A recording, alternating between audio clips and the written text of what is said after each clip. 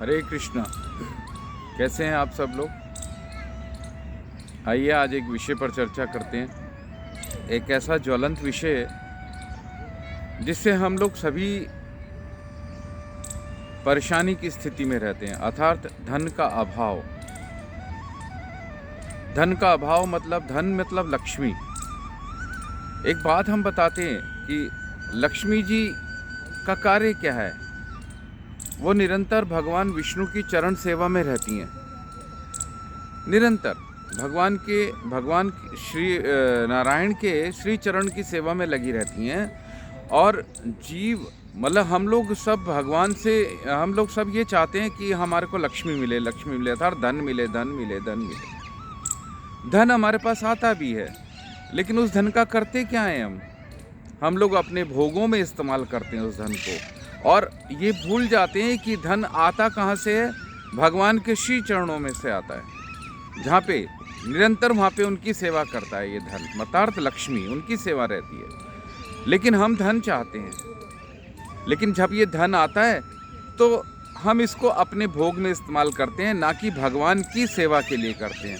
वास्तव में लक्ष्मी जी अगर हैं हमारे पास तो वो भगवान की सेवा में हमें ले जाना चाहती हैं। और हमें ये समझना चाहिए कि लक्ष्मी जी का उद्गम स्थल है भगवान के श्री चरण, और ये वहीं पर जाके आनंदित होती हैं। उन्हीं की सेवा करने से इनको आनंद प्राप्त होता है। अर्थात हमारे पास जो धन आता है हम उसका गलत इस्तेमाल करते हैं, अपने सांसारिक भोग में लगा देते हैं। हम सांसारिक भोग की प्राप्ति में उस धन को खर्च कर देते हैं, चाहे वो अपने परिवार से जुड़ा हुआ हो, चाहे अपने समाज से जुड़ा हुआ हो, देश से जुड़ा हो। मकसद क्या है कि उस धन का हम अपने भोग के लिए इस्तेमाल करते हैं। जब वो अपने भोग तक हम उसको सीमित रख लेते हैं तो वो हमें कष्ट देने लगता है। यहाँ पर इस तथ्य को ऐसे समझ सकते हैं कि जल का उद्गम स्थल है समुद्र। समुद्र से ही जल बादल के रूप में आके बरसता है और जगह जगह विभिन्न प्रकार की नदी, सरोवर सब का निर्माण करता है, और वापस अंत में जाकर उसकी गति जो होती है, मिलन जो होता है, समुद्र के साथ होता है। अर्थात अपने उद्गम स्थान के साथ वो मिलकर प्रसन्न होता है। उसकी जो गति है वापस घूमकर अपने ही उद्गम स्थल पे जाती है। वैसे ही धन भगवान श्री चरणों से निकलता है और वो वापस वहीं जाना चाहता है, लेकिन हम उसे रोकने की कोशिश करते हैं अपने भोगों के लिए। इसके लिए हमारे पास वो धन नुकसानदायक हो जाता है और हमें कष्ट देता है, और विभिन्न प्रकार के कष्ट देता है, और हम जिसकी वजह से हम तड़पते हैं, तरसते हैं, रोते हैं, बिलखते हैं, पीड़ित होते हैं। हम ये भूल जाते हैं, हम ये स्मरण नहीं कर पाते कि धन आया कहाँ से था, लक्ष्मी जी आई कहाँ से थी, भगवान के श्री चरणों से, और हमने भगवान के श्री चरणों की सेवा करनी छोड़ दी। अब जानेंगे भगवान के श्री चरण की सेवा कैसे होगी। भगवान के भक्तों के माध्यम से भगवान के श्री चरणों की सेवा होती है। हम उस धन को अपने भोग के लिए नशा, हत्या, हिंसा, मांसाहार और गलत किसी के विरुद्ध इस्तेमाल करते हैं। अपमान करना, किसी के लिए घातक तरह से इस्तेमाल करते हैं, तो इसके लिए वो हमारे लिए वो धन जो होता है हमें कष्टप्रद हो जाता है। अगर वही धन भगवान के भक्तों के माध्यम से भगवान की सेवा करी जाए तो हमारे लिए आनंदित होता है और हमारे परम कल्याण का मार्ग खोल देता है। तो यही कारण है कि हमारे पास धन होते हुए भी हम अभावग्रस्त हो जाते हैं। हम धन होते हुए भी दुखी और पीड़ित होते हैं, कारण कि हमने जो धन का उद्गम स्थल था वापस हमने धन को वहाँ पहुँचाया ही नहीं।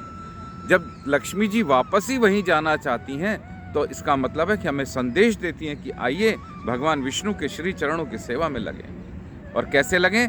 भगवान के भक्तों के माध्यम से लगें। भगवान के विशुद्ध भक्तों के माध्यम से जब हम लगते हैं तो भगवान की चरण सेवा होती है, जो हमें जीवन को आनंदित करती है और परम कल्याण का मार्ग खोल देती है। तो अन्य कर्म कांड करने से नहीं, भगवान विष्णु की चरण सेवा में अगर हम जाएं, हम अपने धन का वास्तविक अर्थ अगर हम लगाएं तो यही है कि भगवान की चरण की सेवा, और ये चरण सेवा होती है भगवान के भक्तों के माध्यम से। ये समस्त शास्त्र हमारे यही कहते हैं कि भक्तों के माध्यम से सेवा होती है।